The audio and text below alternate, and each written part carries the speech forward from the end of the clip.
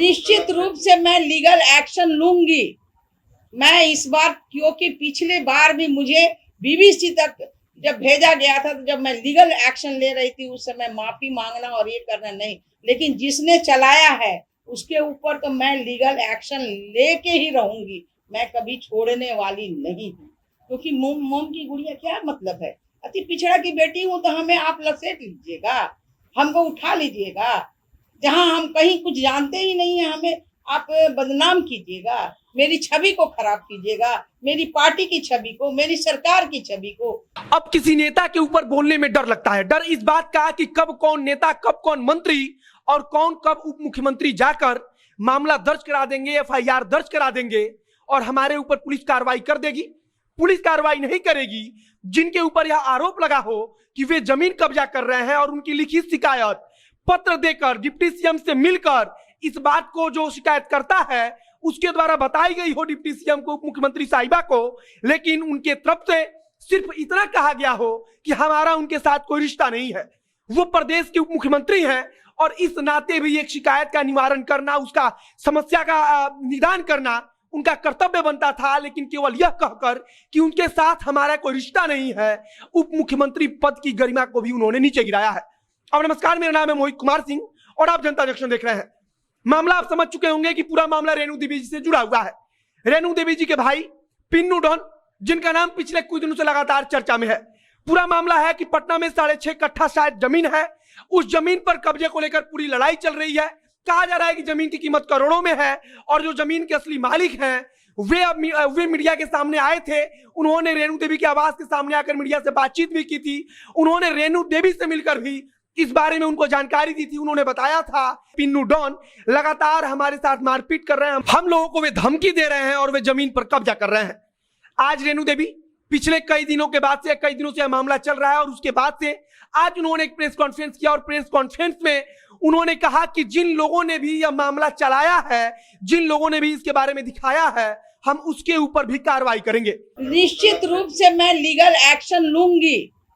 मैं इस बार, क्योंकि पिछले बार भी मुझे बीबीसी तक जब भेजा गया था, तो जब मैं लीगल एक्शन ले रही थी उस समय माफी मांगना और ये करना नहीं, लेकिन जिसने चलाया है उसके ऊपर तो मैं लीगल एक्शन लेके ही रहूंगी। मैं कभी छोड़ने वाली नहीं हूँ, क्योंकि मोम की गुड़िया क्या मतलब है। अति पिछड़ा की बेटी हूँ तो हमें आप लसेट लीजिएगा, हमको उठा लीजिएगा। जहाँ हम कहीं कुछ जानते ही नहीं है, हमें आप बदनाम कीजिएगा, मेरी छवि को खराब कीजिएगा, मेरी पार्टी की छवि को, मेरी सरकार की छवि को। उनका निशाना साफ तौर पर मीडिया पर था। उन्होंने कहा कि दोनों पक्ष की बात सुननी चाहिए। हमारा 5 साल पहले से पिन्नू डॉन जो है, जो उनका भाई बताया जा रहा है, उसके साथ हमारा रिश्ता खत्म हो चुका है, तो फिर हमारा नाम क्यों जोड़ा जा रहा है। वे बार बार एक चीज दोहरा रही थी कि अति पिछड़ी जाति से ताल्लुक रखने के कारण, अति पिछड़ी की बेटी होने के कारण, अति पिछड़ी की महिला इतने आगे चली गई, इस कारण उन्हें हर मामले में लपेटा जा रहा है। यह बात कोई पचा नहीं पा रहा है कि अति पिछड़ा समाज से आने वाली कोई महिला इतनी आगे कैसे चली गई। यह उप मुख्यमंत्री रेणु देवी जी का कहना है। रेणु देवी जी उप मुख्यमंत्री है प्रदेश की।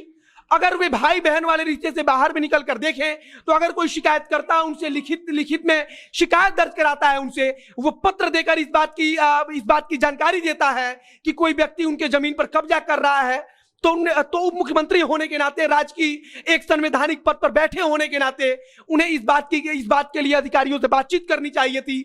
पुलिस अधिकारियों को इस बात के पर कार्रवाई करने के लिए कहना चाहिए था कि कैसे कोई राजधानी पटना में किसी को धमका सकता है, किसी की जमीन पर कब्जा कर सकता है। लेकिन रेणु देवी जी कह रही है कि वो प्रवास पर थी, वे राज्य के अन्य दौरे पर थी। जब वे यहां पर वापस आई तो आज उन्होंने प्रेस कॉन्फ्रेंस किया और प्रेस कॉन्फ्रेंस में उन्होंने उल्टा मीडिया से सवाल किया कि आखिर जो चौथा स्तंभ है वो हमारे पीछे क्यों पड़ा रहता है। क्या हमारा दोष सिर्फ इतना है कि हम अति पिछड़े समाज से आते हैं। उन्होंने कहा कि लोग पचा नहीं पा रहे हैं कि अति पिछड़े समाज की कोई महिला आज उप मुख्यमंत्री है, 40 वर्षों से लगातार समाज सेवा में है। उन्होंने आगे बहुत सारा बात किया। उन्होंने कहा कि 2 साल पहले बीबीसी तक में मेरे बारे में कहानी चलाई गई, मेरे बारे में लिखा गया, जबकि मेरा रिश्ता पिछले 5 साल से ही खत्म हो चुका है।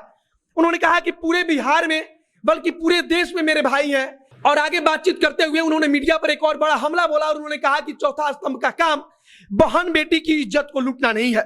मामला क्या है वो आप जाके उस जगह पे जाके उन लोगों से बात कीजिए, उसे इंसाफ दिलाइए, तब हम कहेंगे कि चौथा स्तंभ आज मेरा खड़ा है।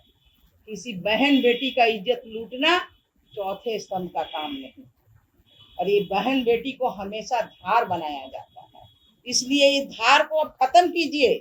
रेणु देवी कोई मोम की गुड़िया नहीं है कि पिघल जाएंगी। रेणु देवी चट्टान है और 42 वर्षों से सामाजिक जीवन में काम कर रही है। किसी की हिम्मत नहीं है कि रेणु देवी आज तक कोई गलत काम की होंगी। यह सब बातें आज रेणु देवी प्रेस कॉन्फ्रेंस में कह रही थी। रेणु देवी को शायद इस बात की भी जानकारी नहीं होगी कि जब एक बार कुछ घंटे के लिए बारिश हो जाती है तो उनके आवाज के आगे पूरा पानी भर जाता है। वहां पर कोई पत्रकार दिखाने जाता है तो खुले नाली में वो गिर जाता है। और हो सकता है कि कल रेणु देवी जी आकर ये बात भी बोल दें कि अति पिछड़े समाज से होने के कारण उन्हें बार बार परेशान किया जाता है और बारिश में उनके ही आवाज को दिखाया जाता है। बाकी वो राज्य की उप मुख्यमंत्री हैं, तो हम आशा करते हैं कि अगर कोई भी शिकायत करता, चाहे वो कोई भी हो, किसी के खिलाफ अगर शिकायत दर्ज करे तो रिश्ते नाते को छोड़कर एक उप मुख्यमंत्री होने के नाते उन्हें सबसे पहले इस पर कार्रवाई के लिए अधिकारियों से बातचीत करनी चाहिए थी। पुलिस अधिकारियों को निर्देश दिया जाना चाहिए था। हालांकि वो कह रही हैं कि कोई लिखित शिकायत हमें प्राप्त ही नहीं हुआ, बल्कि यह भी सच है कि वो कह रही हैं और वो मान भी रही हैं कि एक पत्र हमको भेजा गया था।